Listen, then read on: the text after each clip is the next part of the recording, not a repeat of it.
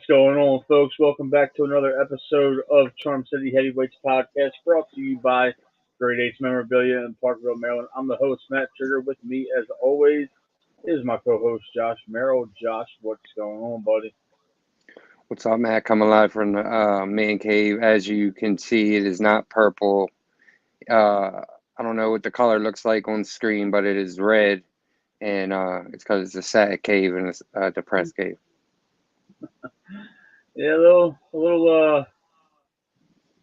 bit of a downer after yesterday's game. It was just a rough game. That was very difficult to watch. We jumped out to our early 17-3 lead in the first quarter. It seems like we went into cruise control and never came back out when the going got tough. Oh yeah, they just outmanned us the second half, especially the third quarter. Just put us on our neck. I mean, they were destroying our offensive line, destroying it, throwing people back, laying people out. Uh, it was ugly, man. I never seen us get outmanned like that before. It was like they were just tougher than us for whatever reason that game. And bro, like I told you They earlier, were. I blame this loss on three people. There's three human beings responsible. One is John Harbaugh. The middle of the defense was open the entire game, and he made no adjustment. All right. The second person is Marcus Williams. He can't be at the like they I think they brought it up on the radio as I was turning it off when I got home. Uh, he the entire middle of the field was open because of Marcus Williams mainly. He can't continue to play like this. Geno Stone was only in on sub packages. Like, come on, he's leading the league in interceptions. He's making plays. Marcus Williams is just out there with one arm, and take it was terrible. They were taking full advantage of it. Watson, right before the play, everyone knew it was going to happen. He was going to drop back and run up the middle. The middle was wide fucking open. Uh, the second half numbers are deceiving for Watson because it makes it look like he had a great game, but his deep ball game was nasty. It was horrible. Everything was over the middle, little fucking things to Njoku and what's his face, the receiver. Uh, and then Lamar, man, Amari Cooper. that ball, Amari Cooper, yeah, and then that ball to Zay Flower, you got to hit that, man. He has to hit that, and he hasn't hit that consistently. He's hit it when it's not as much space between the corner and the receiver, but when the receiver has space like that, you got to hit that.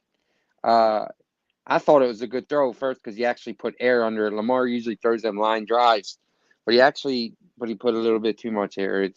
He's got to get that somehow, man, because eventually we're going to need that, and you got to take them when you get them because how often do you see a receiver that open? Like never. Uh,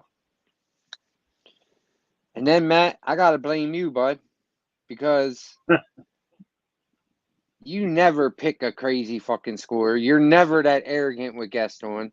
I'm a man of I don't want to call myself an athlete, but we played organized sports growing up, so I'm a bit superstitious. I've never seen you that cocky before a game, and I've never seen you pick a high score like that before a game. So I think you started the bad juju before we even got on the field.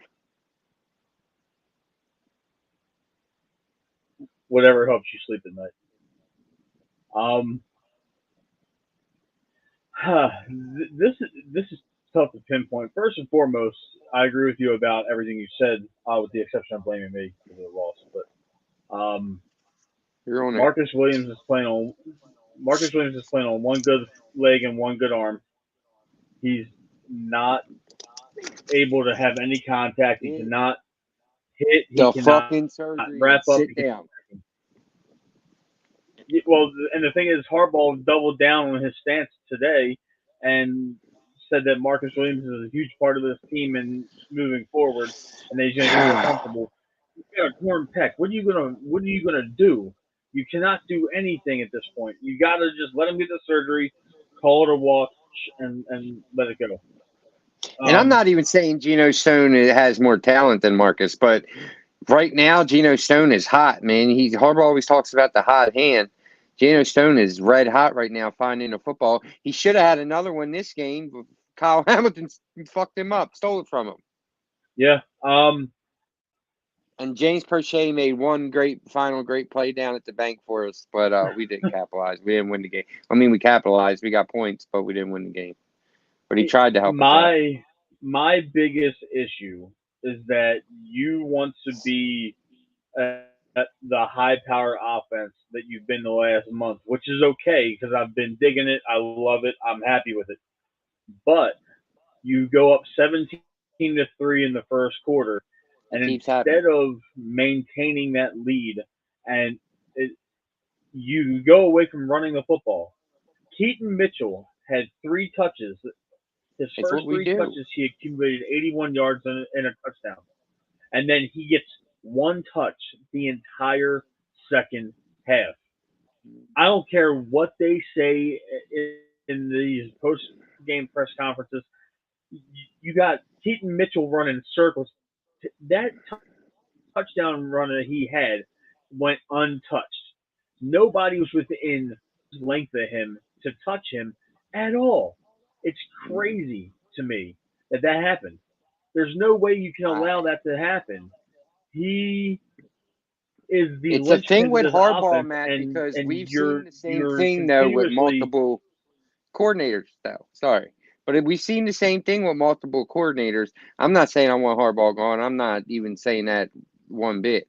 But we have seen the same thing like the last 3 or 4 years, maybe, and it's been different coordinators, so you can't blame them. Where the same kind of thing happens, where it's either mismanaging the clock, or whatever it is, the middle of the defense being open and us not figuring out some way to adjust it.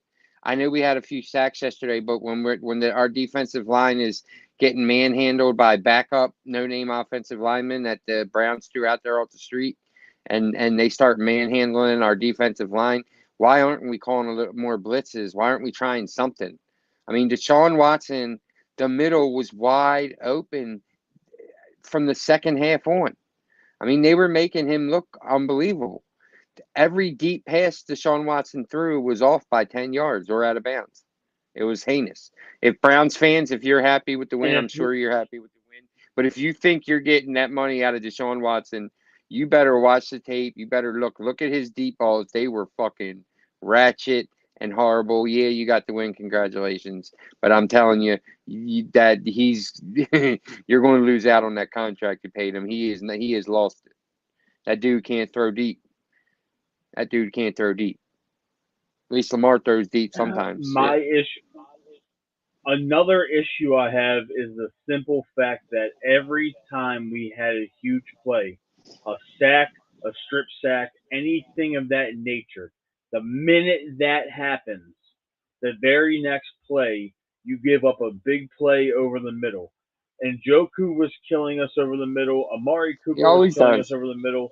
They let Elijah Moore get open and he scored a touchdown.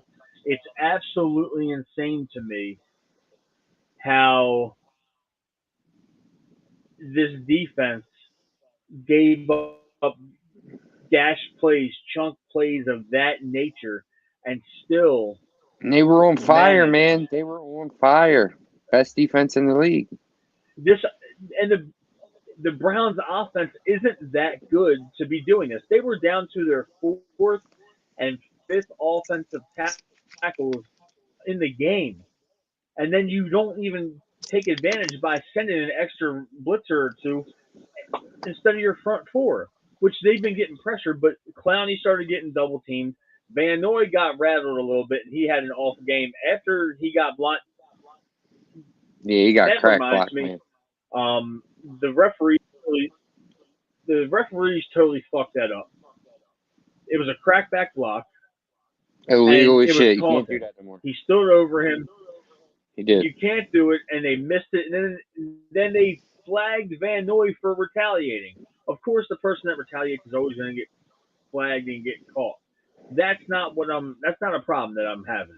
The problem that I have is that they continuously have shitty refereeing league wide week after week after year. I'm not going to go on that tangent, but they missed 2 blatant taunting calls on top of the crackback block.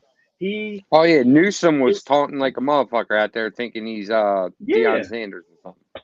Oh yeah. I mean, he had a pick six too. I think it got He called did. back for a hold, but He did. you know, He did. it it's there's just so much.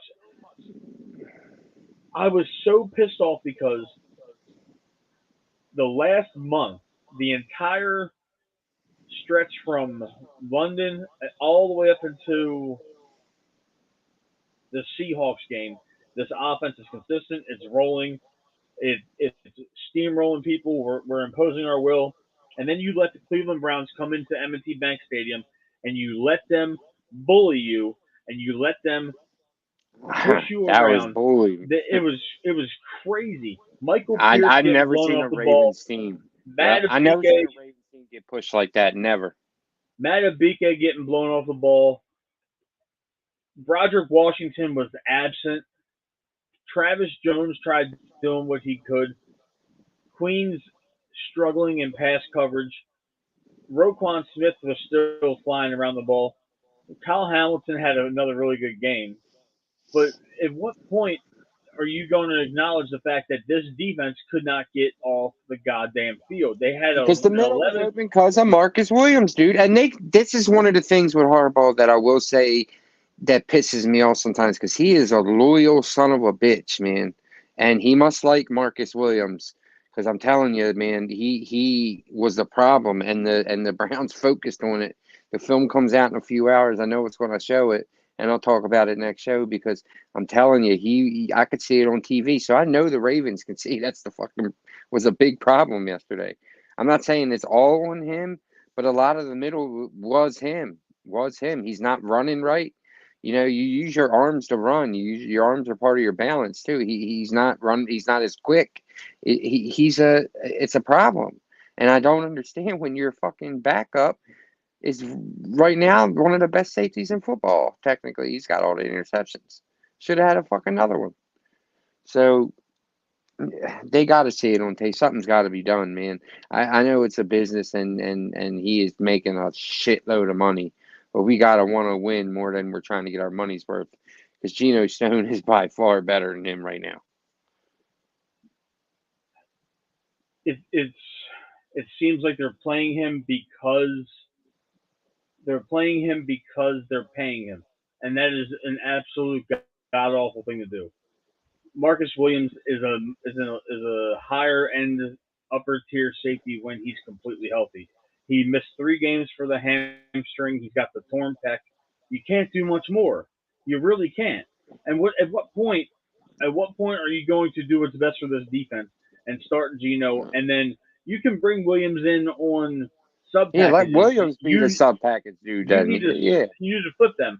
Or worst case scenario, with the situation that happened with Marlon yesterday, you play all 3 of the safeties on the field at one time and let Hamilton do his roving situation. It just yeah. it pissed me off to no end that they played Geno Stone as a backup when he is leading the league in interceptions. And now I'll be the first to tell you he cannot tackle worth a damn. He got trucked multiple times yesterday, Oh, he just did. like everybody, Everyone just like did. everybody else. Everybody Yeah. got their fair share.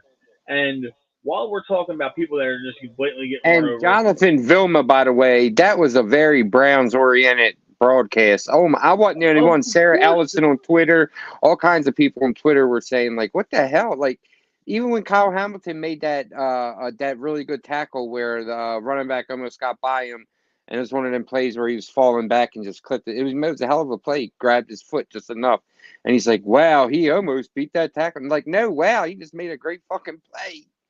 You know, bastard. He was definitely on the Brown side. I hate when they're supposed to be neutral. Am I wrong?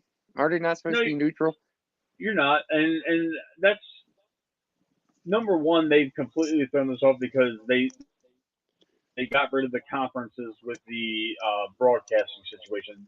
The AFC used to be on CBS, the NFC used to be on Yeah, I Fox, hate that. and I then hate that. Sunday Night Football is always NBC, and Monday Night Football is Right, always right, ESPN. right. But Why now mess you, with that? you just got teams all over the place. I don't like. I don't I like mean, it. I think Vilma used to play for them, if I'm not mistaken. I know he played for the The Jets. Saints. was it the Saints? I don't know. Yeah, But he I won the mean, Super Bowl with the Saints. yeah, but it's frustrating. It's totally frustrating to watch this team. And you're right. I was arrogant. I was cocky. I was feeling Always the shoot ourselves in the foot when we have a chance to take hold and say we are the best, and everyone's finally like with us and we're the best. We can never keep our stamp. We always got to have a letdown. You know what I last mean? It's last week we're frustrating. the best team in the AFC. Yeah, Now after this week, you let the Browns hang around the division. Somehow the Pittsburgh Steelers are hanging around like the always, division like always. The only saving grace is that the Cincinnati Bengals lost lost. yesterday as well. But now you got Cincinnati coming in here on 4 days rest. It's not a good They're going to be recipe. missing some pieces too. Thank God. Yeah, they're going to be missing T. Higgins most importantly. But the fact of the matter is that you have a chance to take a solid 2.5, 3 game lead in the division, and then you let these guys hang around. This game is important because we only got one more divisional game left after this, and that's week 18. Yeah, So if this game doesn't go well for us come Thursday night, we're now looking at week 18 possibly deciding the AFC North champions, and that's you're talking about either a home playoff game or you're talking about being on the road the entire uh, postseason. well, And Harbaugh always talks about like not never hosting an AFC Championship in Baltimore. You know, not getting ever always being on the road. Well, this is why because we have these bonehead fucking losses. We should be undefeated, best team in the world right now. Everybody's booking trips to the Super Bowl, man. But we keep having these stupid losses, bonehead losses. Like I don't understand it. I don't understand not putting a spy in the middle. I don't understand any of it when the middle was out. You know what's happening. I don't get it. And I love Mike McDonald. I just think maybe he had a bad game calling plays. Coordinators have bad games too. I don't know. I don't know. Or maybe he was trying to do something with the middle. He just got outplayed. I don't know. We'll find out at midnight, folks. yeah, it's gonna definitely be one of those situations where we're in a win now, do or die kind of situation because we can't afford another another divisional loss, especially with the stretch we're going into where we're going to see Miami, we're going to see Jacksonville, we're going to see um, San Francisco, all in the next month after that. It you we got we're in I believe we're in San Francisco on Christmas night. We are. Yeah, it's in San Fran. We're home against the Rams, and we got to go to LA for the Chargers. Uh, Yes, we do. We got it's this doesn't get any easier, and now instead of being 8-2, taking care of Cincinnati, with confidence, being 9-2. I mean 8-3. Going into a 10-day break is nice. I'm just yeah, we need a break. We need to shut it down. Yeah, we need. I hopefully figure out a way to get this win. The home team wins a lot on Thursday night football. I think it's like 80% or something like that. So hopefully we can figure out a way to get this win and rest and reset, and maybe that'll start getting momentum after the little mini Thursday bye. And we got a real bye coming up too in a few weeks, I believe. I know our bye is in week 13. We are you know in desperate need of After all this, I'm almost second guessing Harbaugh's decision to not take the bye after London when we could have probably used it. I know we got rolling immediately after London, but now it's like, what's going to happen? What's going on with this situation? And um, it's so inconsistent. Just the week to week Ravens, Hard. you get these stretches where we're Makes it just hard to do the dynamite. podcast. It, Yeah. but I wanted to say one thing though with the offense. Odell Beckham Jr. is starting to really heat up. I forgot to mention that earlier in the show. Odell Beckham I had agree. another very good game. He's starting to get separation. He took a slant 40 yards to the house. That was old Odell looking, man. That Yeah, slant to the house, that was beautiful. he's embracing the offense. He's embracing his role on this team. He's making the players around him. He's uplifting them.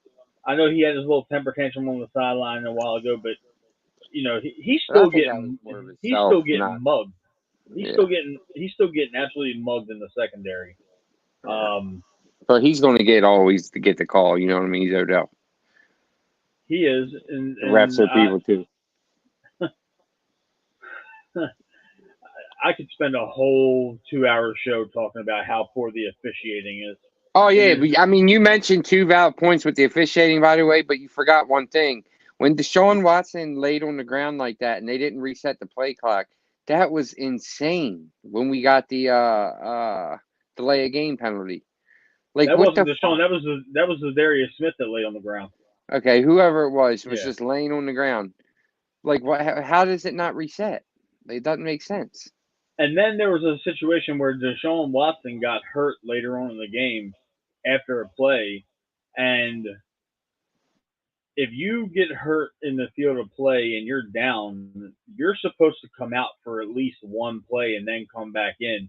And they let Deshaun Watson, after he laid on the ground hurt, they let him get right up and go right back into the game. Yeah, Cleveland fans, you can say what you want, man. You are not. I don't think you're ever going to see the Deshaun Watson that was Houston Texan. I'm sorry. I'm sorry. He got us yesterday because they got hot, found the middle of the field. Uh, we were getting pushed around, and they kind of make it easy for him to take the win and look really good. But I'm telling you, he's not it. So good Miles luck with Garrett, you. Miles Million. Garrett absolutely annihilated this football team, this Oh offensive yeah, line yesterday. he made us It, look like little girls. it's crazy how good he is. Whatever he wanted. And they were just running stunts and shit, man. It was Yep. simple shit that we couldn't pick up. And the thing is, they weren't just beating us, bro. I'm not looking forward to looking at the tape because from what I saw on TV, man, there were guys on their back and guys were getting fucking cracked, man. Like, what the hell happened? They punched us in the mouth. Like out of And nowhere, just I, boosh, and we did not respond, didn't know what to do. It's like we were in a daze, man, and I don't know. I know well, it's a division game. Division games are weird, but it's just this been going on for 3 or 4 years now, and it does get frustrating with the up and down blowing leads. This has been going on, like I said, with multiple coordinators, multiple players now. So there's only one consistent in there. And Lamar's got to get better with these stupid interceptions. I feel like we say that every game. It's either a stupid interception or some kind of stupid turnover. Like you throw a pick six, bro. Like but I that fucking was in all fairness, that was a deflected ball. It wasn't like he threw it right to the guy. You're right. It That's was true. it, That's true. it That's true. was That's it was true. But still, it was but still, it's an it was a interception, deflected Matt. pass. It was. I It was. understand. I understand. And then what I, is going I, on I, with our field goal unit, man? What the fuck is going on? I ain't never seen this many block kicks in my life. block It's kicks, almost like missed every other kicks. game we get it blocked. Any long distance kick is getting blocked. He has to kick the ball low for on long distance kicks. For those of you who don't know, and I think it was Ben Cleveland that got blew up. Like you got one job on special teams, bro, and then you come in on heavy packages. I mean, like you get blown up like that on a fucking kick. You big softy. It's And crazy. Jason Lockenfora, you bastard. Like it's all right when they lose to criticize him. We're both criticizing him, but he enjoys it, man. Like you can hear it in his voice. It's like he's like like having a orgasm as he's speaking. Like he enjoys it a little too much, man. A little too much. I don't like it. And 105.7, you need to do something about it. I don't care if he Yeah, brings in ratings. He's a jackass. He's a jackass that has a personal vendetta against the Baltimore Ravens for whatever reason. There's rumors. Who knows what the real reason is? And it's annoying. Like I want to listen to the radio yeah, you're going to criticize, but I don't want to hear somebody bash them and constantly talk about the GM and how this pick, oh, Ben Cleveland, another one of those picks, and this, another one of those picks. Like shut the fuck up. Talk about the game.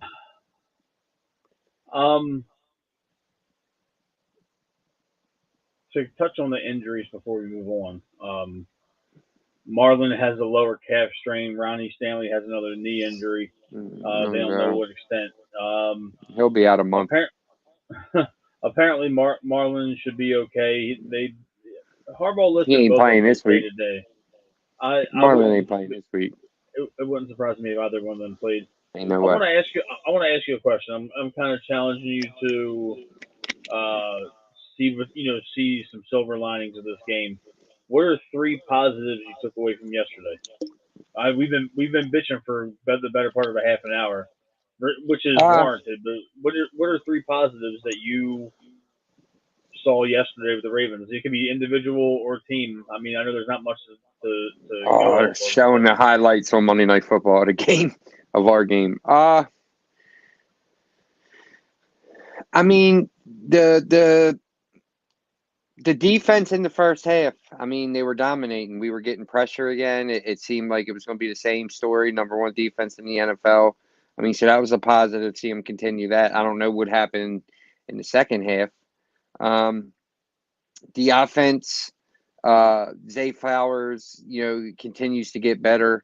Whenever it seems like he's fading out of the offense, he comes back and makes some plays out of nowhere, and he's a fast little dude. I was kind of worried about him on that one play, by the way. He whacked his head really hard on like that 20-yard pass he called. He hit his head hard, man. And then Kyle Hamilton, I just think he's a superstar that we'll be able to build this defense around Kyle Hamilton and Roquan Smith for a long time.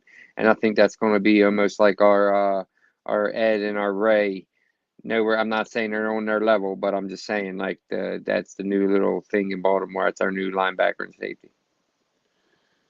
Yeah, and it's crazy because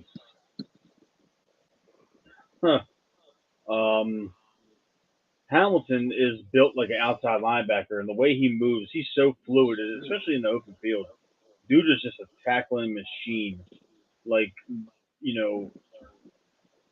he's consistent, and that's what I like about.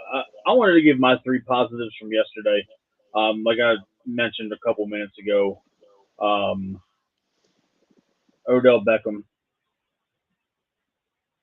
Keaton Mitchell for what he contributed to the game in the limited amount of time that he was on the field.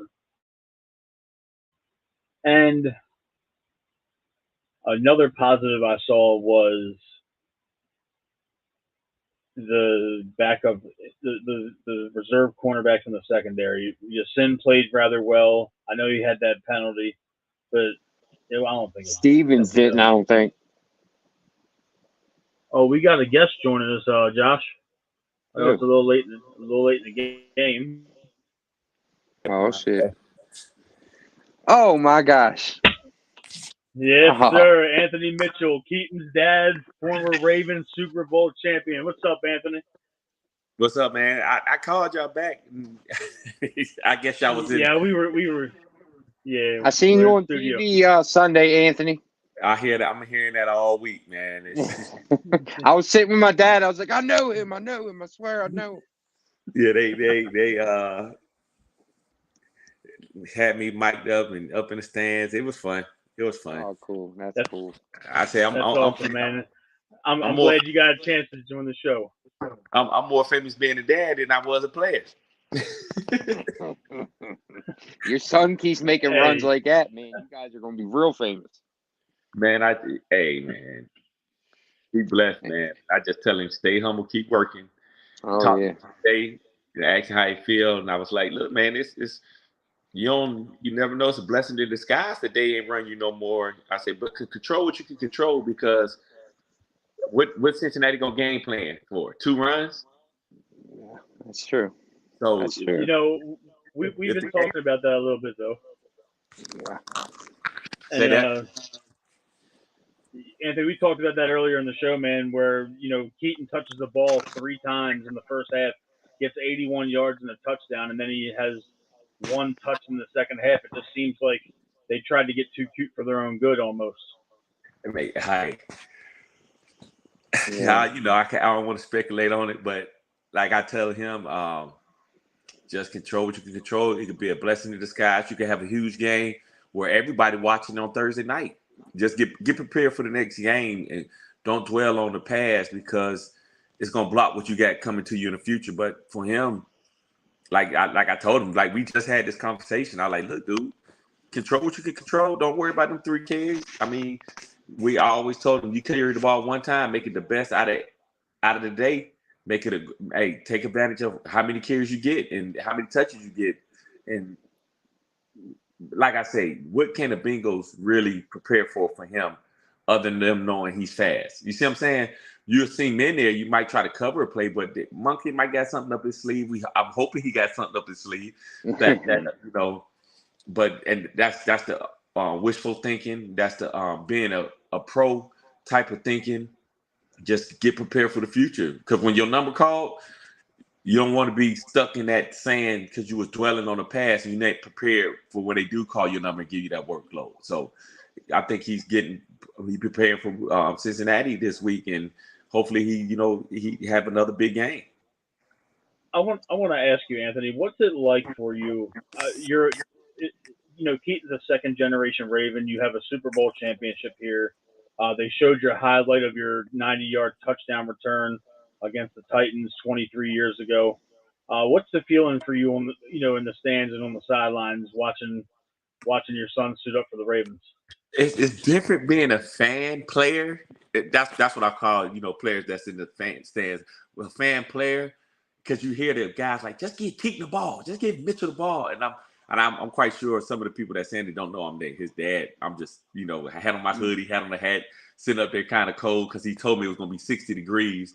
So I'll say, I'm never asking you how cold it is, how warm it is. I'm going to look up the weather. But it's a blessing, man, to see that the work your kid put in and that it's coming to fruition and just know what type of kid he is that deserves it. Because you got some people that's very talented, and when you look at them, look at their character, but like, man, he don't even deserve this. He just, but he's deserving of it, and I think that's why he continue to get blessed, and he know how to wait his turn. And I'm just like, I was talking to a lot of the guys, and some of the thing I like to hear most is he's a fantastic guy.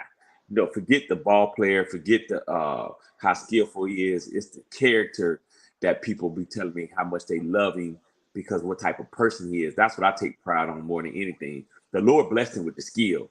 I had the input in him of how to be a man and how to be a stand-up guy to where people could trust you and love you. So the skill set came, it could be the genes, but just the feedback I get from what type of kid he is, what type of guy he is what I love a lot. That's fantastic, That's man. awesome. By all accounts, it seems like he's taking after his pops with that. And I wanted to ask you.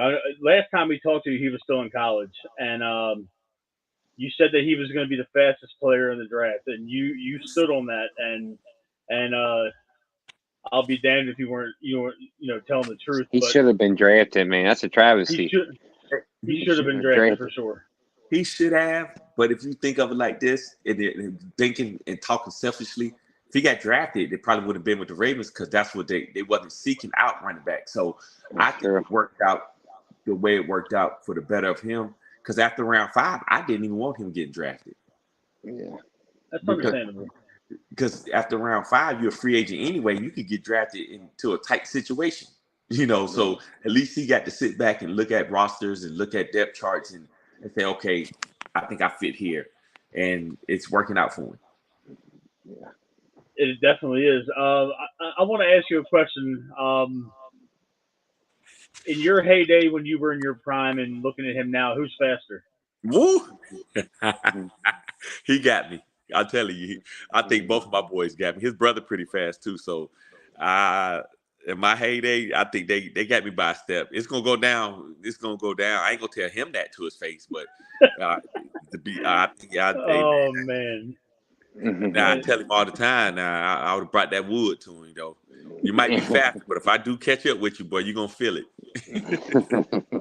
I've never seen a guy get around the edge as fast as he did.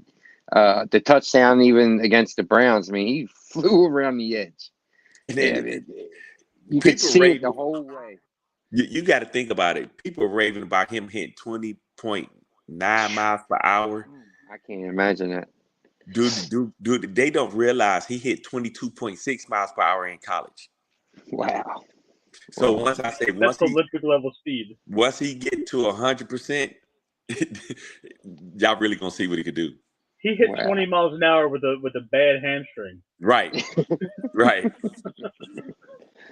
You know what, I wanted to point this out to you though, and I know that you've been getting praise from everybody, and the love is warranted. For being a rookie running back, he is a very patient runner. That's instinctual. So I mean, did you kind of like help him out, like in his formative years with like learning how to just wait for his blocks? So I know he's got coaches at every level, but was that something that you, being a defender, kind of helped him see through a different set of eyes? Yeah, sometimes I give them the input on what defenders thinking and what they do and how they trying to bottle you in, and once I give him the insight, it's on him to determine how he want to run a ball. I never was a pops that told him how to run a ball. He'll sit back, and I'm gonna tell you, he used to watch Le'Veon Bell when he was with Pittsburgh. He liked how patient he was. That's when he was at the top when Bell was in Pittsburgh. And he used to watch him, and I used to tell him all the time, man, forget him. Go back and watch Barry Sanders, Walter Payton. Go watch some real backs and add that to your arsenal. How some of these guys is mimicking other guys, and you'll see it. Like he don't even know who jersey he got on. Sweetness. And I asked him, I said, you know who wore that jersey, that number, boy? Back when you was a kid, everybody wanted 34. Wow, that's true. A lot of people were shocked to learn. I know that just seeing social media, a lot of people were like, they didn't know that was your son, and I know that we've been talking about your Keaton for the last couple of minutes. I know that you watched the whole game. What was the biggest thing that stood out with the Ravens for you on offense? Good or bad? What was the most noticeable thing, other than the fact that they gave Keaton one touch in the second half? Ah, man, they I think they abandoned the run a little too fast. But you pay the money guy, so you want the ball in the money guy hand. But at the end of the day, you got to give him help. Don't. And so I even if it was Gus, Gus didn't carry the ball that much in the second half either. And so it was one of those deals to where you hope they gonna get it. They'll figure it out. And I'm just hope I'm trying to keep him positive. I'm not trying to feedback. You never talk against the coaches when you got somebody on the team playing. So it was one of those deals. I'm like, wow. I mean, it's something they figuring out because of injuries and stuff like that. But once it gets the oil back going like they should, I think the fans will be happy. I hope so. What did you think of Odell Beckham's performance? I like it. I think he needs more opportunity. I mean, I seen him on the sideline, but he dealing with an injury, and that's what I'm saying. So when you got your guys, you trying to control the injury bug, because he was on the sideline a lot of the plays, and he'll come in on some of the passing downs. But once he get 100%, I think the offense will be back at full tilt, like you seen in Seattle. I hope so. Josh, I'll let you get a question in a minute. I got one more for you, Anthony. I know that the Ravens in the second half, they had an 11-minute drive on defense, and in real time, that was close to 35, 40 minutes. Being as though you've played defense, what does that do to the psyche as opposed? I know physically it's exhausting, but what does that do to the psyche of the defense being on the field for that long and not being able to get off, and make a stop? You get a little frustrated, but and I hate to say it, I seen they had a little help. They had a little help. I mean, I seen that blind side. I was like, I was in the stand like, Oh, where's the flag? And it was just Mm. one of those deals to where you got to find a way to get off the field. I mean, you can't get frustrated. You got to, even though you got to, you bend but you don't break. And as long as they keep that mentality, we could bend but we don't break. I don't care if we're on the field an hour a day. It's not to get in that end zone. So I think they did pretty good for them to be on the field. But you'd like to see them get off the field. You like to see them get off, but you got to know that Pittsburgh, Cincinnati, Cleveland, the AFC South, it's going to be a smash mouth hard game. Anybody can win. I don't care what the record is. Cleveland could have came in 0-7 at the time or whatever their record is now, and probably could have pulled off the win. It don't matter the record when you come to the AFC South. So yeah. it's one of those deals you got to be prepared to play. And once everybody understand that week in and week out, especially when you're in your conference play, they're gonna be all right. Yeah, I know that you didn't get a chance to experience this because you were done your playing days by the time it's got around. What's your thoughts on Thursday night football, other than Thanksgiving and like I guess the league kickoff? Thursday night, that's a quick turnaround for what you guys put your bodies through. It is, and like I say, when you think about everything and you try to stay positive, you could be like, well, that could be one of the deals that had them thrown off for the Sunday game because they know they got to turn around another big game, turn around on Thursday versus Cincinnati. So, that could have swayed the play calling and stuff either way. I mean, as a fan, you want to try to think logically instead of bashing your team because you got to. They do have a big game on Thursday that just came off of Sunday. So you never know what goes in the head, but the turnaround is crucial. The turnaround is crucial. Sunday to Thursday, man, you get in that cold tub, pop your aspirin, and get ready to go.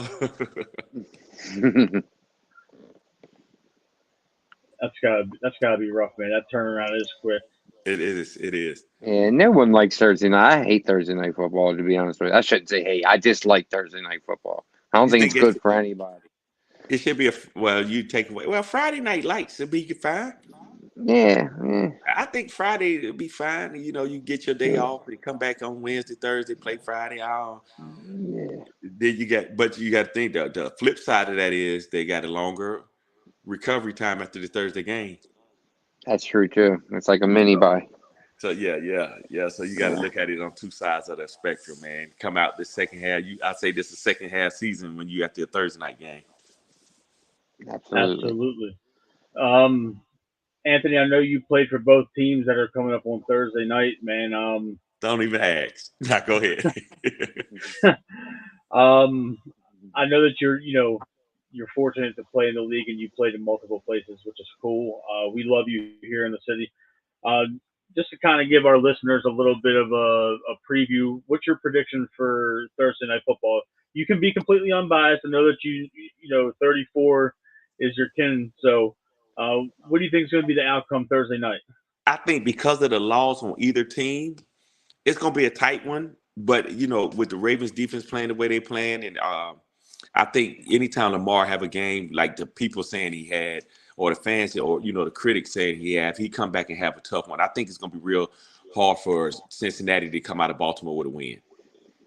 I really do. I think they're gonna buckle down and they finna show Cincinnati what they're really about because it was a hard, tough one, and I think they're gonna correct the mistakes and they're gonna go out there and it's gonna be they're gonna unleash what they have in their arsenal on Cincinnati.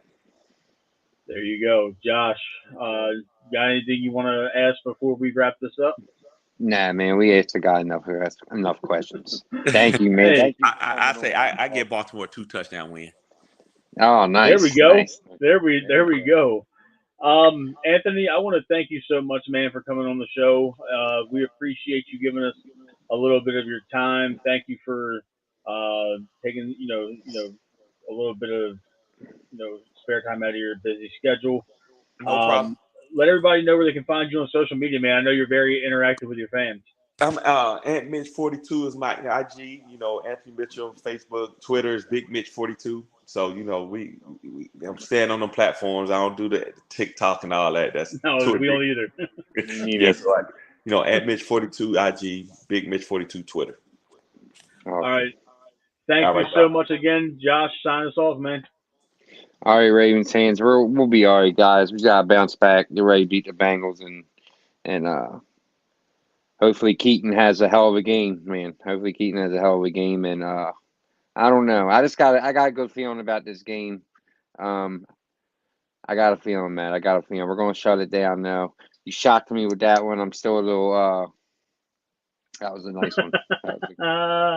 I was talking to him all day, buddy, but yeah, that's a wrap on the show, guys. We'll be back hopefully at some point in the next couple of days with an official Bengals preview if we can find somebody. If not, that was it.